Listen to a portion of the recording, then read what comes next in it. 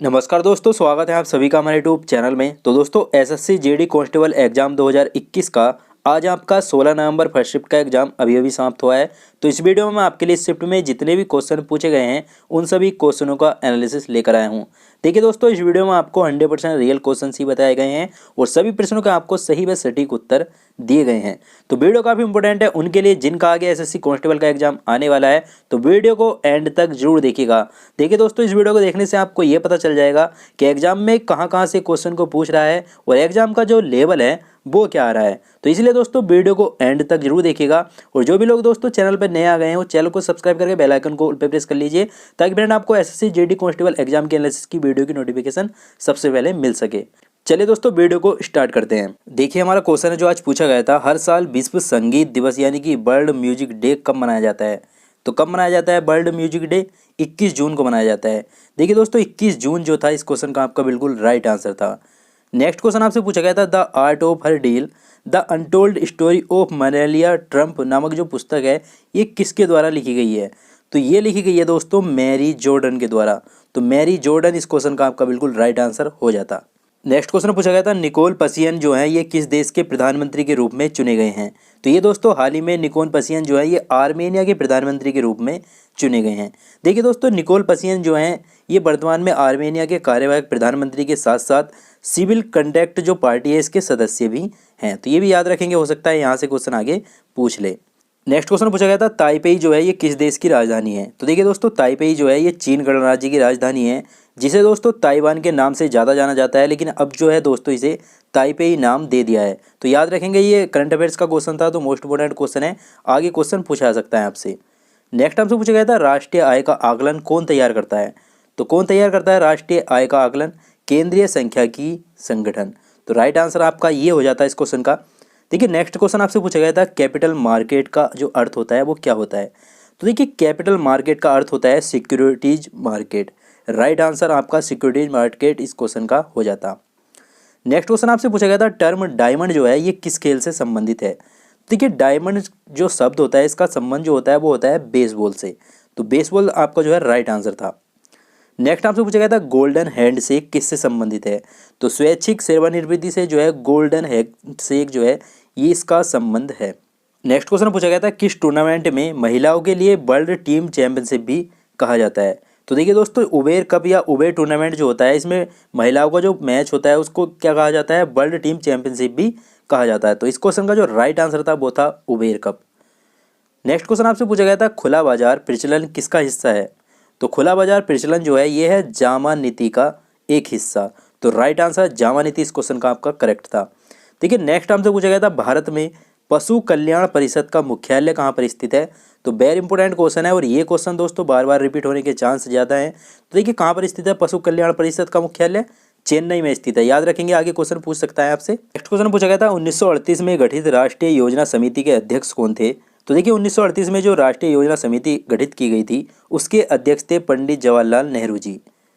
Next आपसे पूछा गया था, प्रतिवर्ष रॉयल खदीमा शिष्टाचार का आयोजन किस धर्म से संबंधित है। तो ये संबंधित है दोस्तों बौद्ध धर्म से, रॉयल खदीमा शिष्टाचार। याद रखेंगे। नेक्स्ट आपसे पूछा गया था, भीमबेटका जो है ये किसके लिए प्रसिद्ध है। तो सभी को पता होगा गुफा शैल चित्रों के लिए जो है दोस्तों भीमबेटका प्रसिद्ध है। नेक्स्ट आपसे पूछा गया था, पृथ्वी और सूर्य की निकटतम दूरी वाली स्थिति को क्या कहते हैं। तो उसको क्या कहते हैं, उसको कहा जाता है उपसौर। यानी कि दोस्तों जो पृथ्वी जो है सूर्य के सबसे निकट होती है उसको क्या कहते हैं, उपसौर कहते हैं। और पृथ्वी जब सूर्य से अधिकतम दूरी पर होती है तो उसको कहा जाता है अपसौर। तो दोनों में कन्फ्यूज बिल्कुल भी नहीं होना है। यहाँ से आप देखिए दोस्तों उपसौर पूछ लिया तो अपसौर पूछे जाने के भी ज़्यादा चांस हैं।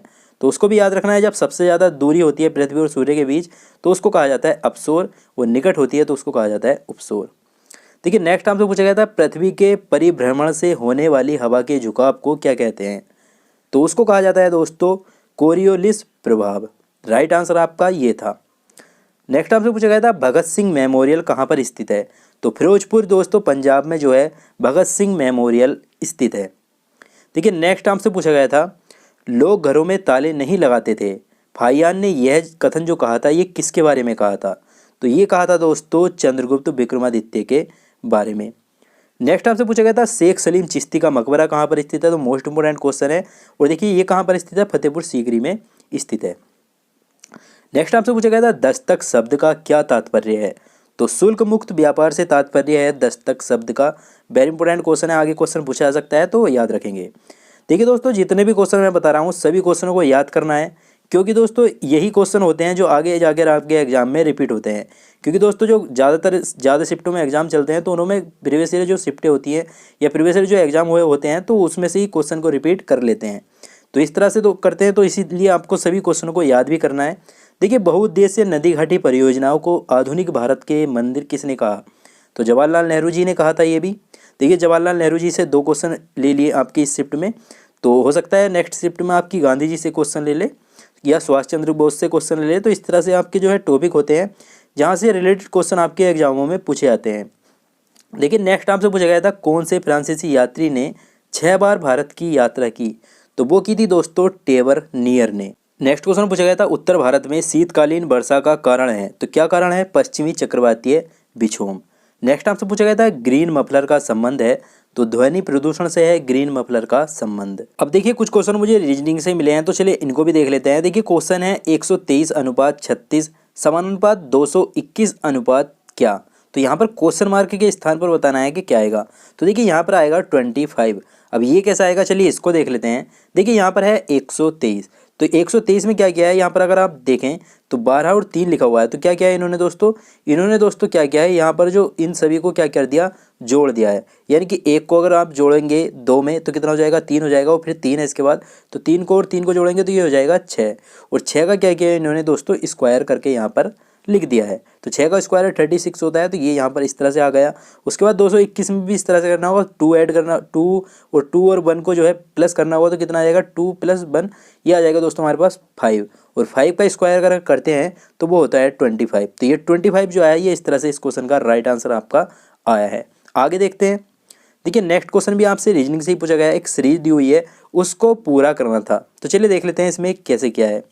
देखिए सबसे पहले है W से आया है T, उसके बाद है P, फिर M, फिर I, फिर F, फिर V, और यहाँ पर डबल क्वेश्चन मार्क दिया है, यानी कि 2 यहाँ पर जो है आपके लेटर आने हैं। तो चलिए इनको देख लेते हैं। देखिए W का कोड कितना होता है, 23 होता है। इस तरह के क्वेश्चन में आपको दोस्तों सबसे पहले तो सभी के कोड अच्छे से याद होने चाहिए। देखिए T का कोड कितना होता है, 20 होता है, तो सभी के कोड भी लिख सकते हैं आप, या ऐसे ही देख सकते हैं कि 23 में से सबसे पहले 3 माइनस कर दिया, उसके बाद P है, तो P का कोड कितना होता है, 16 होता है, तो इसमें से क्या किया, 4 माइनस कर दिया आप इस बार। और M का कोड अगर आप देखें तो इसका कोड है 13, तो इसमें से क्या किया, 3 माइनस कर दिया। उसके बाद I का कोड देखेंगे तो कितना है, I का कोड होता है 9, तो M का कोड कितना होता है, 13 होता है, तो इसमें से क्या किया, 4 माइनस कर दिया। उसके बाद देखते हैं, उसके बाद I का कोड हो गया 9 और F का कोड होता है 6, तो यानी कि फिर से 3 माइनस किया। उसके बाद F का कोड कितना होता है, 6 होता है, और B का कोड कितना होता है, 4 होता है, सॉरी 2 होता है, तो कितना किया, 4 माइनस किया। तो यानी कि एक बार जो है 4 माइनस हो रहा है और एक बार 2 माइनस हो रहा है। तो अब क्या करना होगा, देखिए यहाँ पर F में से जो है 4 माइनस करके B आया था हमारा, यानी कि F का कोड 6 होता है, B का कोड 2 होता है। तो अब क्या करना होगा, आपके हमें 3 माइनस करना होगा। अब 3 माइनस हम किस में से करेंगे, B का कोड तो 2 होता है, इसमें से तो 3 माइनस होगा नहीं। तो इसके लिए क्या करना होगा हमें दोस्तों, इसके लिए हमें दोस्तों 26 में 2 ऐड करना होगा, क्योंकि 2 जो है B का कोड है, तो ये हो जाएगा हमारे पास 28। अब इसमें से अगर हम 3 माइनस करते हैं तो हमारे पास आता है 25, और 25 जो कोड होता है ये होता है Y का। उसके बाद हमें 4 माइनस करना है, क्योंकि एक बार 3 माइनस किया है, एक बार 4, पूरी सीरीज में इसी तरह से हो रहा है।